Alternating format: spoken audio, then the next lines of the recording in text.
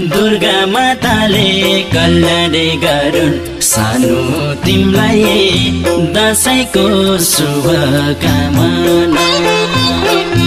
आटे झै पुगोस् सोचे झै पुगोस् मनको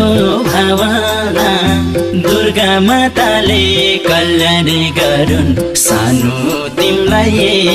दशैंको शुभकामना सानो तिमलाई दशैंको शुभकामना